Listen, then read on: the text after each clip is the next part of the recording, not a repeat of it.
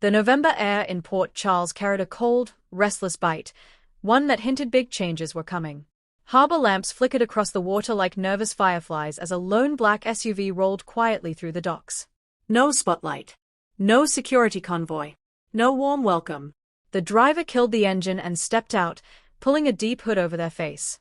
Their boots clicked against the wet pavement. Slow. Deliberate. Absolute silence except for the tide slapping the wooden pylons. A second later, the SUV's back door opened. A woman emerged. Lean, tall, black leather jacket hugging her athletic frame. Midnight hair cascading over one shoulder. Head tilted upward with confidence, strength, and pain. Her fingers brushed the handle of the bag slung across her chest, where a worn set of lockpicks rested. The cold wind whipped her hair across her face as she surveyed her hometown. Samantha McCall. After 18 months gone. After 18 months presumed missing, presumed off the grid, presumed done with Port Charles entirely. She was back. But this was not the Sam McCall who left. Her eyes were sharper. Guarded. Weighted. Carrying memories she wasn't ready to unpack. Memories of a forced exile, a dangerous threat stalking her family, and a secret mission that had changed her forever. Sam inhaled deeply. The city smelled the same, salt water, diesel, coffee, and danger. But she wasn't here for nostalgia. She was here because fate had dragged her back. And because Port Charles had no idea how much it needed her.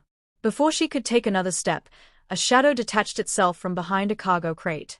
"Welcome home," a voice whispered. Sam didn't flinch. She didn't even turn. She just smiled, sharp and knowing. "You're late," she replied. The figure stepped forward into the beam of a flickering dock lamp. Damien Spinelli. Eyes wide. Emotional. Teeth gnawing his bottom lip. "Fair Samantha, you're really here," he breathed. "Jason is going too." Sam lifted her hand sharply. "Not yet," she said. "No one can know." "Not until I'm ready." Spinelli swallowed. "Even." "Yes," she cut in. "Especially Jason." Her voice cracked, just slightly. Enough to reveal the emotional earthquake shaking inside her. Spinelli frowned, confusion knotting his features. "But Sam, the danger, the circumstances of your departure," he worried every day. Sam's gaze hardened like tempered steel. "And that's exactly why I can't see him yet." She reached into her jacket pocket, pulling out a flash drive. "This," she whispered, "will blow Port Charles apart." Spinelli took it with trembling fingers. Sam continued, "You need to keep that safe. Do not open it. Not yet. When I say the word, everything will change." Spinelli looked worried. "Sam, what have you gotten yourself into?" Sam looked out across the water. "Nothing," she said softly. "Something got into me." While Sam quietly slipped back into Port Charles, life above ground continued exploding in every direction.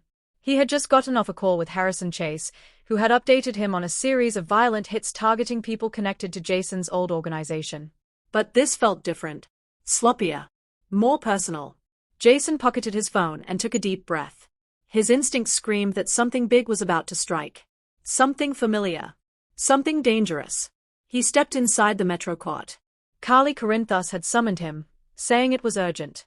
Jason found her pacing near the bar, blonde hair swinging like an anxious pendulum. "What's going on?" Jason asked. Carly turned sharply. A shipment connected to Sunny was intercepted. But not by a rival. The container was empty, Jason. And someone left this behind. She handed him a small black card. Engraved on it was a symbol. A serpent coiling around a key. Jason inhaled sharply. "I haven't seen this in years." Carly frowned. "What does it mean?" Jason clenched his jaw. Trouble. What Jason didn't know, what neither he nor Carly nor Sunny nor anyone in Port Charles understood, was that the symbol was directly connected to Sam's disappearance. And now that symbol was back. Which meant so was she. Dante Falconeri stared at the evidence board inside the PCPD with a growing sense of dread. String, photos, documents, they all formed a web pointing toward one terrifying conclusion. The new threat in Port Charles wasn't new at all. It was resurrected. Reborn. Reorganized. Detective Bennett walked up behind him. "You okay, Falconeri?" "No," Dante muttered. "I'm not." He pointed at a blurry surveillance image taped to the board. "Do you see this?" Dante asked. Bennett squinted. Some woman on Pier 44. Dante nodded slowly, his heartbeat accelerating. She looks familiar. Bennett shrugged. Could be anyone. No, Dante said softly. Not anyone. Before he could finish the thought, Jordan Ashford appeared, tapping a folder against her palm. Dante, Jordan said. We've got an anonymous tip. Someone returned to Port Charles tonight. Someone big. Dante stiffened. Who? He asked. Jordan hesitated. Sam McCall. Dante's breath left his lungs like a punch to the chest. Sam, he whispered. She's alive. Jordan nodded. If the tip is real. Dante's mind flooded with memories, confessions, unresolved emotions, and the painful way she left. He grabbed his jacket and headed for the door. Where are you going? Jordan demanded. Dante didn't slow down. To find her. The Davis household was unusually quiet. Alexis sat at her desk, scanning legal briefs for a new case. Her reading glasses perched on her nose, hair pulled back. A steaming mug of herbal tea sat beside her. Suddenly, the lights flickered. Alexis frowned. Not tonight, she mumbled. Please, not a power outage. Then she turned. And froze. Her mug dropped and shattered. Standing in the doorway of her living room was the last person she expected to see again. Mom. Alexis stumbled backward, hand clutching her chest. Sam, she whispered. Oh my God, Sam. She rushed forward, arms open. Sam stepped back. Alexis froze again, confused. Sweetheart, what's wrong? Sam's eyes shined with emotion, but she didn't allow herself to be touched. Not yet. Mom. I can't stay. Alexis blinked. What? What do you mean you can't stay? You've been gone for almost 2 years. Sam swallowed hard. I know. And I'm sorry. But if I'm here, it puts you in danger. Alexis felt the bottom of her world drop away. Sam, you're scaring me. Sam looked at her mother with an expression full of love and fear. I'm back in Port Charles, she whispered, because what's coming is bigger than all of us. And I need to stop it. Alexis stared in shock. But before she could ask more, Sam turned and disappeared through the back door as swiftly as she had appeared, leaving Alexis shaking, terrified, and more confused than ever. Spinelli paced his office at the Jackal PI headquarters, the flash drive burning a hole in his pocket. Sam had told him not to open it. Told him to wait. Told him the contents could change everything.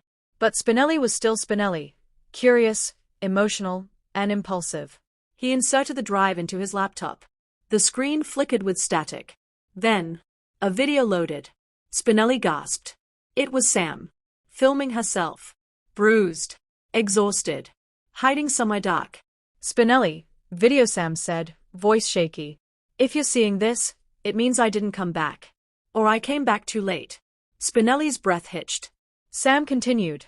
The organization using the serpentine key symbol, they are after Jason. After Danny. After Scout. After everyone I love. Spinelli covered his mouth in horror. They called themselves the Cipher. And they want something Jason has. Something he doesn't know he has. She looked directly into the camera, eyes fierce and haunted. Spinelli, if I don't make it to Port Charles in time, you have to warn Jason. He can't trust anyone. Not Dante. Not Sonny. Not Carly. Not even. The video cut abruptly. Static hissed across the screen. Spinelli's hands trembled. The Cipher, he whispered. Oh no. No, no, no. Before he could close the window, someone else appeared in the reflection of his screen. Standing behind him. Watching. Spinelli screamed. Jason sat alone at the Metrocourt bar, stirring his drink absently. He felt the storm brewing, felt Sam's ghost in the air, though he didn't know why. Then his phone buzzed. Spinelli. Jason answered. Spinelli? What? Jason. Spinelli yelled. Get to my office. Now. It's Sam, she. The call cut off. Jason shot to his feet. Carly grabbed his arm. What happened? I don't know, Jason breathed, already moving. But Spinelli's in trouble. Carly watched him go with rising dread. What she didn't know, what Jason didn't know, what none of them knew, was that Sam was already watching Jason from across the room. Hidden in the shadows of the mezzanine, she watched him rush out the door. Her eyes softened. Her lips parted. "Be careful," she whispered. "Please." Then she slipped away once more. Jason arrived at Spinelli's office to find the place trashed. Papers everywhere. Laptop cracked. A broken lamp on the floor. "Spinelli!" Jason yelled. "Spinelli!" A groan echoed from behind the overturned couch. Jason rushed over. Spinelli lay on the floor, bleeding from a gash on his forehead. "Jason," he whispered. Jason helped him sit up. "What happened?" "Who did this?" Spinelli clutched Jason's sleeve. "They were looking for the drive," Spinelli said weakly. "The one Sam gave me." Jason froze. "Sam gave him a drive?" "Spinelli, Sam is alive." Jason breathed. Spinelli nodded. "She's back. She's here. But Jason, she's in danger. And so are you." Jason's heart pounded like a jackhammer. "Where is the drive?" he asked. Spinelli's lips trembled. "They took it." Jason stood abruptly. "Who?" Spinelli closed his eyes. "The cipher." Jason's blood ran cold. Because he knew that name. Too well. And if the cipher wanted Sam, and him, the entire city was at risk. Jason helped Spinelli up. "We're going to the PCPD." Spinelli grabbed his arm. "No." "Jason, Sam said not to trust anyone." "Not Dante. Not Sonny. Not Carly. "No one." Jason hesitated. Spinelli continued, voice cracking. "Jason. Sam said they'll come after Danny next." Jason's entire world tilted. "Danny. His son." Without another word, Jason grabbed his gun and headed for the door. He was done reacting. It was time to fight back. After nearly 2 years of unimaginable danger, loss, and forced isolation, Sam found herself standing in front of a familiar door. Jason's door. The place she once considered home. The place where she once believed their family could be safe. Her fingers hovered above the wood. Memories washed over her. Jason holding Danny for the first time. Jason promising he'd never let anything happen to them. Jason telling her she'd always be the great love of his life. And then the memories of her leaving him. Leaving Danny and Scout. Leaving everything. Her throat constricted painfully. She knew Jason deserved answers. He deserved the truth. He deserved her. But she couldn't see him yet. Not until she dismantled the cipher. Not until she made sure no one could hurt her family ever again. She touched the door gently. "I'm sorry," she whispered. "I love you. But not yet." She turned to walk away. And froze. Because standing under the street lamp at the end of the driveway was Dante Falconeri. His expression stunned. Emotional. Shattering. "Sam," he whispered. "Oh my God, it's really you." Sam's heart lurched painfully at the sight of him. Dante. Her friend. Her almost love. The man she left without explanation. He walked toward her slowly, as if afraid she might vanish. "You're alive," Dante breathed. "Sam, you're alive." Sam nodded, eyes glistening. "I am." Dante reached for her, but she stepped back. He froze. Pain flashed across his face. "Why did you leave?" Dante whispered. "Why didn't you tell me you were in danger? Why didn't you trust me?" Sam looked away, fighting the emotion clawing up her throat. "It wasn't about trust," she said softly. "It was about protecting you." Dante shook his head. "Protecting me? Sam, I would have moved heaven and earth for you." "I know," she whispered. "That's why I couldn't stay." Silence thickened between them. Then Dante inhaled sharply. "Does Jason know?" he asked. "No," Sam replied. "And he can't. Not yet." Dante frowned. "Why?" Sam met his eyes. "Because what I'm about to do." "Jason would try to stop me." Dante stepped closer. "Sam, whatever this is, you're not doing it alone." For the first time, Sam allowed her walls to tremble. "I missed you," she whispered. Dante's breath hitched. "I missed you too." He reached up and gently touched her cheek. Sam closed her eyes. For 1 second, one dangerous second, she leaned into him. But then, a gunshot shattered the night. Dante shoved Sam behind the bushes as bullets sprayed across Jason's house. "Down!" Dante shouted. Sam reached into her boot and pulled out a compact Glock. "There are 2 shooters," she said, flanking the driveway. Dante peeked around the edge of the car. "I see them." Sam fired a clean shot, hitting one attacker in the shoulder. The second fired back. Dante returned fire, hitting their tire and sending the shooter sprawling. Sirens wailed in the distance. The attackers scrambled into a black sedan and sped away. Sam and Dante remained crouched, breathing hard. Dante turned to her, eyes wide. What the hell was that? Sam holstered her gun. That, she said bitterly, was the cipher. Sonny slammed his fist onto his desk at the safe house. What do you mean Sam is back? He roared into the phone. Brick sighed on the other end. Look, boss, I got eyes on the docks. She slipped in quiet, but she wasn't alone. Sonny pinched the bridge of his nose. Damn it. Does Jason know? Not yet. Sonny swore under his breath. Of all the women in Jason's life, Sam was the one he had always trusted. The one who made Jason happy. The one who could either save him or break him. And now she was back. During a war. Sonny tightened his grip on the phone. Find her, Sonny growled. Before someone else does. Carly Corinthos stormed into the Davis house without knocking. Alexis, where is she? Carly demanded. Alexis, frazzled, pacing, threw her hands up. Carly, I don't know. Sam came here, dropped a bomb of stress on my lap, and vanished. Carly groaned. She always does this. Carly. Alexis snapped. She's terrified. Something happened to her out there. Carly stopped. Her anger softened. Is she okay? Carly whispered. Alexis looked away. No. She isn't. Before Carly could respond, Sam appeared in the doorway. Carly turned. Her breath caught. Sam, Carly whispered. Sweetheart. Sam managed a small smile. Hey, Carly. Carly slowly approached her, then pulled her into a fierce hug. Sam didn't pull away this time. You scared us to death, Carly said, voice thick with emotion. Sam swallowed. I know. Carly stepped back. Jason needs to see you. Sam's expression darkened. Not yet. Carly crossed her arms. Why not? Sam exhaled. Because the cipher is coming, she said softly. And they want Jason dead. Carly froze. What? She whispered. Sam nodded. And they'll kill anyone standing near him. Carly's voice trembled. Even you? Sam looked her dead in the eye. Especially me. Jason finally arrived home, guns drawn, sensors alert. He saw the bullet holes, the shattered windows, the blood on the driveway, and 2 sets of footprints. Sam's and Dante's. Jason's chest constricted. Sam, he whispered. You're here. He walked into the house, breath shaking unevenly. He looked at the mantel where photos of Sam, Danny, and Scout still sat, unchanged. He ran a hand over one of the frames. His vision blurred. He whispered, Come back to me.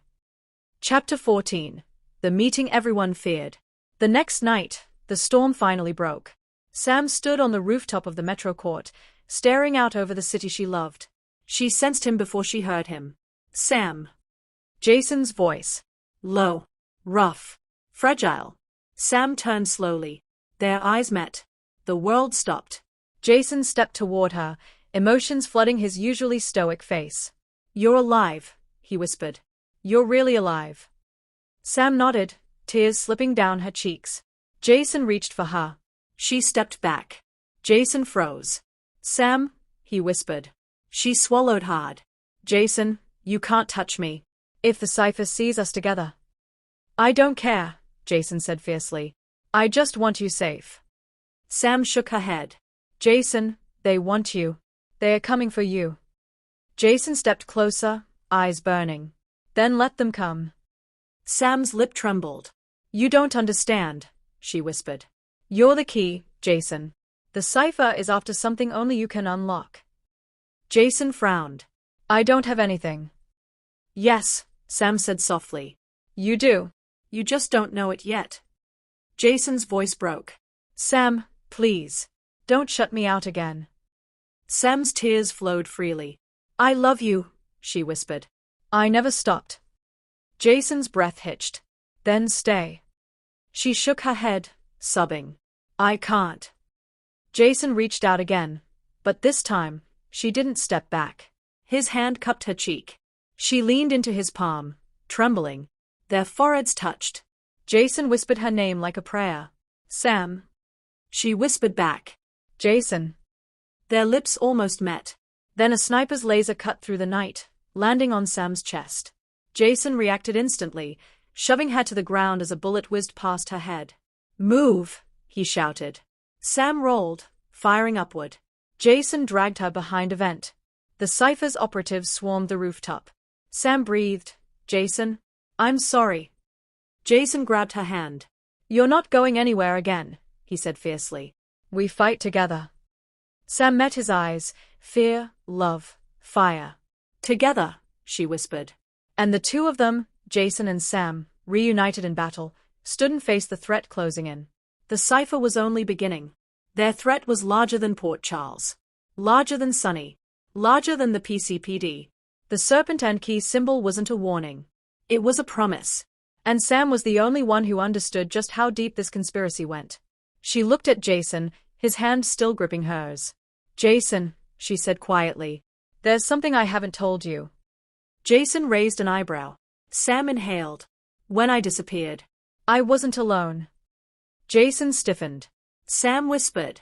I have a daughter. Jason's world shattered. And a new war began.